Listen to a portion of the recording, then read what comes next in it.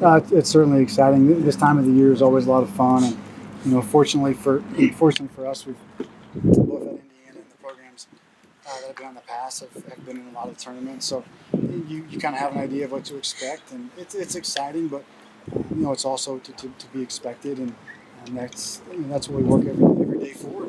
And looking forward to going out and putting our best foot forward. How much do you feel like you maybe don't need to talk to guys about this experience because they know what a regional feels like, just how it works, how it moves? I know obviously everyone's different, but just the experience of it, I guess. It certainly helps that the players here have played, for the most part, have played in the regional. I think it's always important to reiterate what is successful in these type of tournaments. It's the team that's the best with 2 strikes and with 2 outs, the team that can go out and execute the best. I mean, these games are going to be 1-run games in the 7th inning, one way or the other. You're either up or you're down by 1 in the 7th, and you got to find a way to scrap it out in the end. So we talk about those things and make sure that we understand how these games will go and what is successful in a tournament like this. You look at the course of a season over a 24, 26, whatever you play in the conference schedule.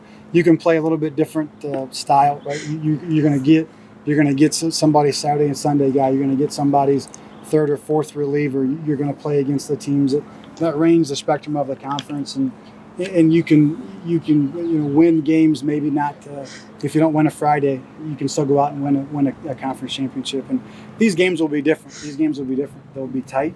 All the teams here are either playing their best baseball at the end of the season, or they've put a body of work together that secured them a bid in this tournament. So everybody will be very good, and everybody will be fully prepared to have success in these type deals.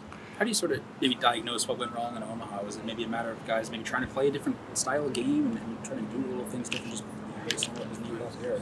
I don't really know exactly, to be honest with you. We've been a polarizing team throughout the whole season, and it's usually, you look at it, just to be completely honest, we'll get right, we'll get where we need to be at, and we'll play well for a couple weeks, and then we do some knucklehead things, and then we have to go back and get back to the basics and remind everybody what we have to do. Watch a bunch of video, have some difficult conversations, and then we usually go out and get back to ourselves a little bit. It's frustrating to be polarizing, to kind of have the ebb and the flow of it, but that's also the challenge of coaching, and that's the way it goes. That's our responsibility to find a way to get those things right. So as we go into this, the only thing now we can do is learn from that. And learn from where we were emotionally, where we were as we tried to play the game. I know the home run was a topic out there quite a bit. To be honest with you, we didn't hit a ball hard in 2 games, so it really didn't come into effect. We were around balls, we were long, and expanded the zone and pull side on the ground and opposite field flare, and just a lot of the things that when we're good, we don't do any of those things. And I told the guys this yesterday, when we hit home runs, it's not that we ever have like 4 hits on 3 home runs and we score 6 runs. It's we have 12 hits and 3 of them happen to be home runs. So when you hit balls, when you get into good counts and hit balls on the barrier, you strike them true enough. Some of them just happen to go over the fence. And so we have to be simple enough and be focused enough to just try to put the ball in the barrel, get into good counts, and be competitive with 2 strikes. And that's when we have success. When you had the positive emotional performances, closing out the regular season, the title. Then you have the experience out of the Big Ten tournament. Does the team have a bit of a chip on the shoulder again? Maybe. I mean, I hope so.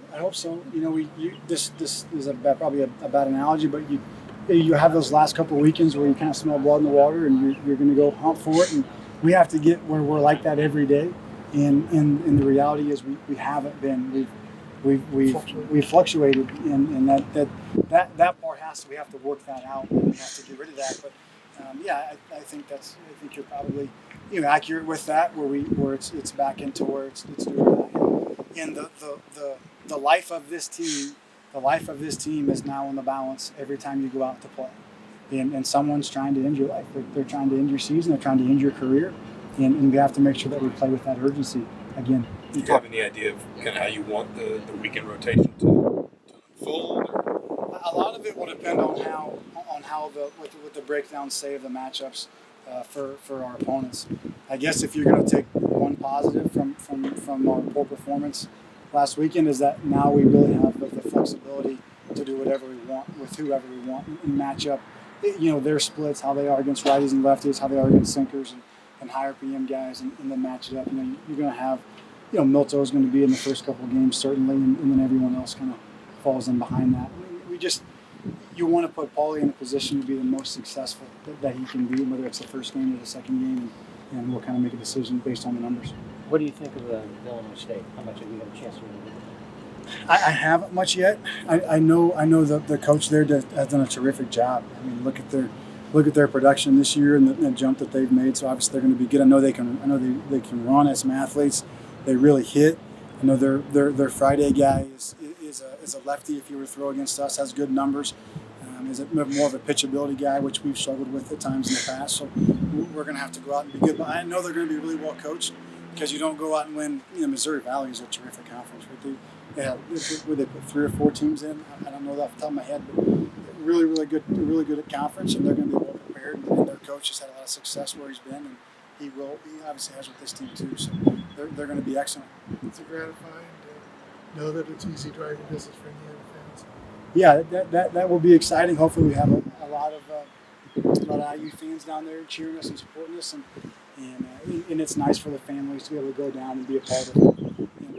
I've been a part of it where we get shipped halfway across the world, and been a part of it where we go down the road, and so it's nice when your family's there and you have some of the hometown crowd behind you too. Gabe Bierman is a guy who obviously has been through a lot personally the last couple of weeks. How has he progressed? You've seen him as a pitcher to where you trust him in the later innings of the season. Well, the ability for him to be resilient and his toughness, those things have always been there. Obviously, for his ability to handle the last couple of weeks and still go out and compete, you can see the things that he's emotionally been capable of. But what he's physically done is what's allowed him to have more success as we've gone. He's gotten so much bigger and stronger.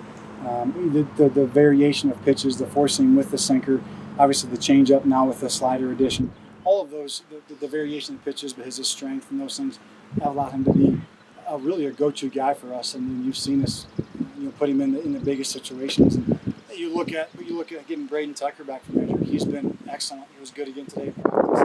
Alex Franklin, his growth has been tremendous. Those young arms have really taken a step forward just because they're bigger and they're stronger.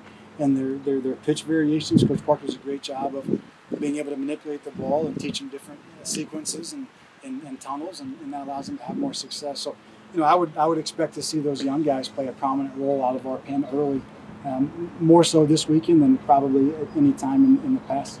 The performance at Omaha, one silver lining is you had a long break afterwards between then and going into the tournament. Able to use that for anything positive? Absolutely. We've had our longest, hardest practices of the year the last couple of days, and we will again the next couple of days. You have to use every second. You have to use every minute. And so for us to have a couple of days to go back and just rewatch those games and to really break down every piece of it and to diagnose our issues and to be able to put a practice plan together to attack those things. And those things, we're always so much better after that.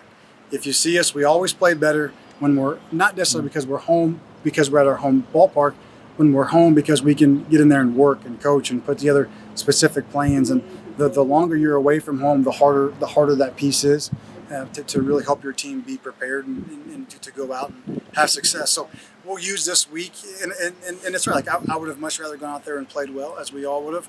But at the same time, I am the eternal optimist, and I know that. And so we're going to sit down as a staff, and we talked about to use this to our advantage and our benefit, and to get these guys ready to go and to be the best that we can be. Whatever that is, we just want to be the best that we can be and play the best style and brand that we can. You know that ballpark very well. It really depends on the day. I've played there a lot as a player and as a coach. There are some days when it plays really small and balls are flying out of there, and there are some days it plays big. I don't know how the weather patterns work, but it is like very polarizing that the ballpark how it plays. So it'll kind of depend on the day, but if you don't hit the ball in the barrel, it won't necessarily matter what we do, like we did this weekend.